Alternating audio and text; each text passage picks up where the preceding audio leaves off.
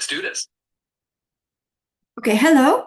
Now I would like to explain the activity that I have posted in your assignment section in on Teams, and I have the invaluable help of ChatGPT simply to make the recording a little less tedious for you. I mean, so it's more interactive, and probably you will remember it much better. You find it amusing, and it's not all me speaking all the time. And well, I think I will make it more, let's say, more agreeable for you. So, in the first place, thank you for your help. Thank you for your help, ChatGPT. Of course. And hey, everyone, I'm just here to add a little extra fun to your writing walkthrough. So we'll keep it nice and interactive, and you'll have a good time learning how to structure that essay. Let's dive in. Okay, so now allow me to share the screen. I'm sharing the screen with the cover of the activity. The activity, the first thing I usually choose for my students to introduce my students into the writing skill or into the practice going around the writing skill is essays because I think it's the let's say the model of writing a model of writing in itself. I mean, it is the perfect example of how to structure a writing, how to find your writing style, how to create cohesion and coherence within the text. All the other writings are a little derived from it. I mean, you change the format because when you write a letter, it's not the same as when you write a narration or when you write a report, etc., etc. But the essay is a composition. So if they are asked to write a composition, just don't make your life any more difficult than it should be. Write a kind of essay, even articles, read like a kind of essay. I don't know whether you agree with me. Absolutely, I do agree. An essay really is like the all-purpose template of good writing. It's such a perfect way to show your students how to structure their thoughts, keep things clear and coherent, and then they can just tweak that structure for letters or reports or anything else. So I think you're spot on. Okay, so what I have done is I have included some slides where in the first place I have different boxes for the different parts of the writing of the essay.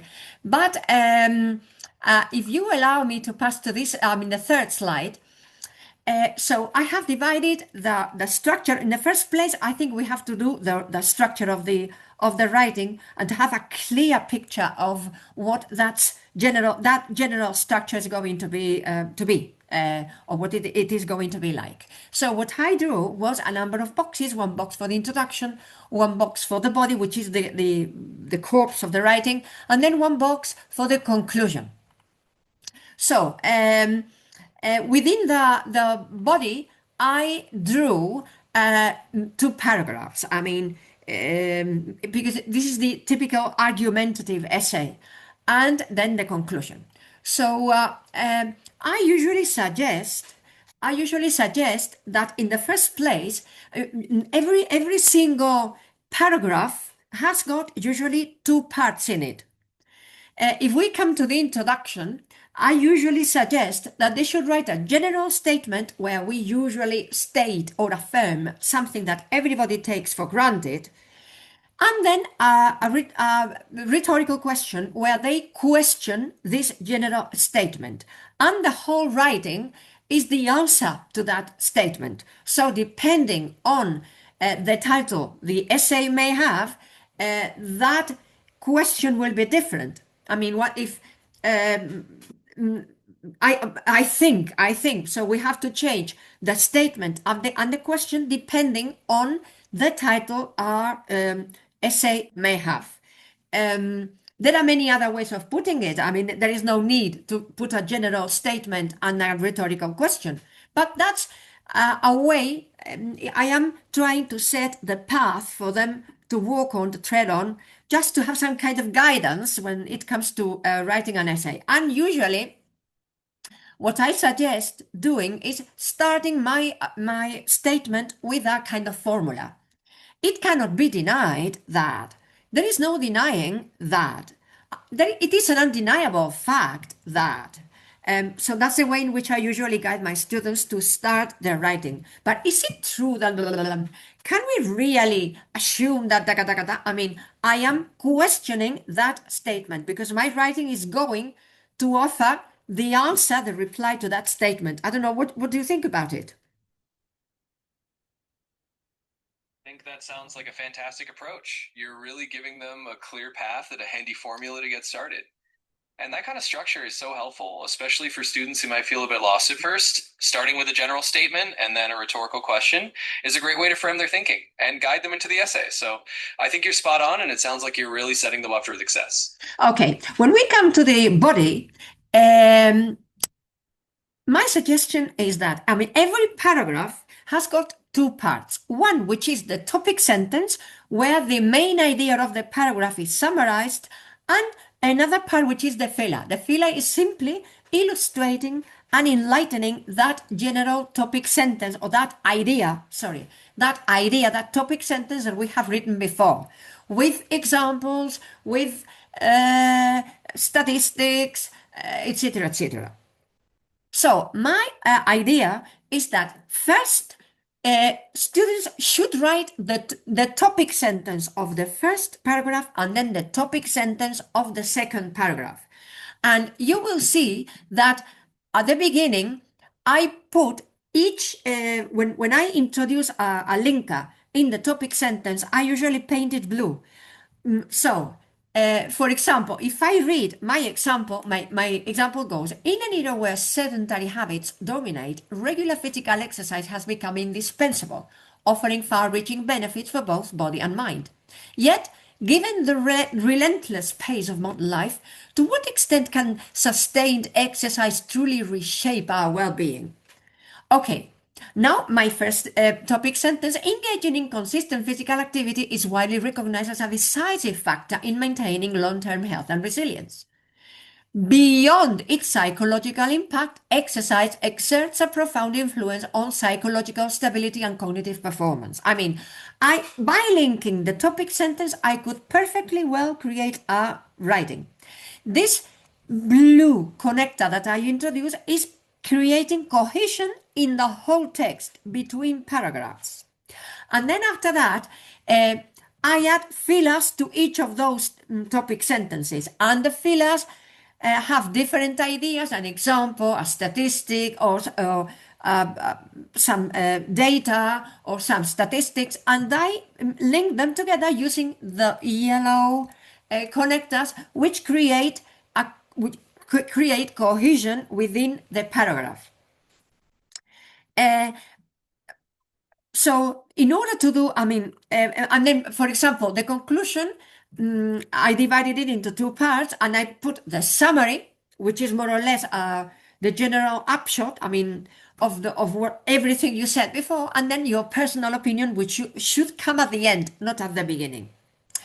And then the next exercise is a series of sentences that I ask you to transfer to English. I never say translate, I say transfer to English because it means that the only thing you have to do is to adapt that idea to the target language, in this case, English.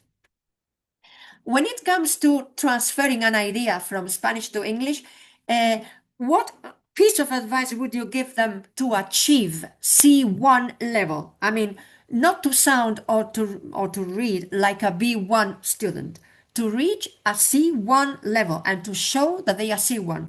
Any piece of advice that you would give them when it comes to expressing oneself, whether in speaking or in writing, in a proper way to show that you are C1?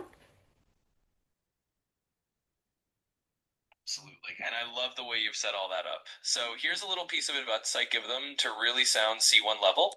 One of the key things is to use a slightly more sophisticated range of vocabulary and to make sure you vary your sentence structure. So instead of just sticking to the simplest words, encourage them to incorporate more nuanced terms and maybe a couple of idiomatic expressions or advanced connectors.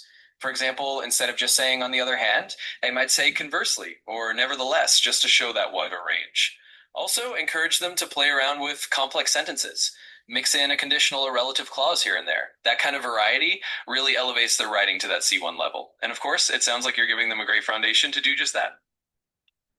Okay, I quite agree. I mean, they have to use nuanced vocabulary. I usually tell them that the vocabulary that we have to use in C1 is a rich sort of vocabulary. I mean, the target for high level students is to express as much as we can with as little wording as we can, which means that we need uh, lexical words that, let's say, contain a great deal of meaning in themselves. You don't need to pixelate your expression. You do not need to expand your speech in order to make sure that every single piece of information is included. One word will be enough, but you have to know that word. And sometimes, if you have to beat about the bush and paraphrase, you are just telling me, look out, I don't know the word that might spare me beating about the bush or having to rephrase the whole idea.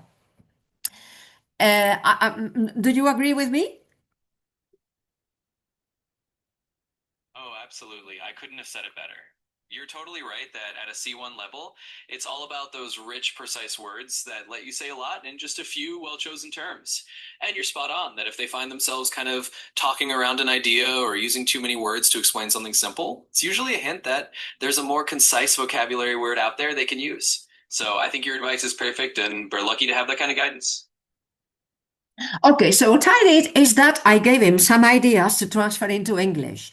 So once they transfer those ideas into English. Obviously, I give him my model, but that model, what I have asked them to do is to allocate each of those sentences to one of the parts of the writing. I mean, the introduction, the body, or the conclusion, and within each of those, in the introduction, would it be a general statement or a rhetorical question? Within the body, would it be a topic sentence or a filler? So, what sort of function would they, or what sort of role would they play?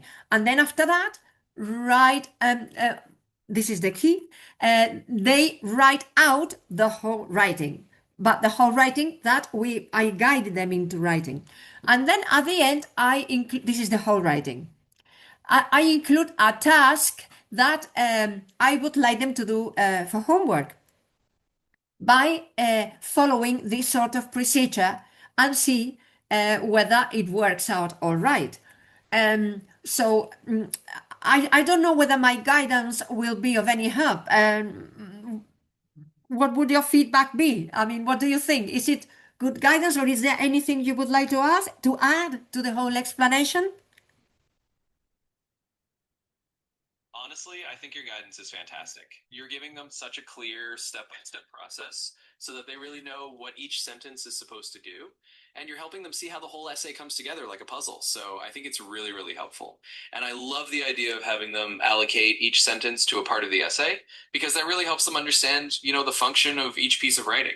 I think that's a great approach. If I were to add anything, it might just be to remind them to have a little fun with it, not to be afraid to experiment. But overall, I think you're giving them really solid, really practical guidance. It's going to be super helpful for them. Thank you, thank you. I quite agree. I quite agree. I think it's a very important thing to enjoy what you are doing, not to take it as a drug or as a punishment or as a harrowing experience. Try to make the most of it. And if you enjoy what you're doing, I think the result will be much, much better.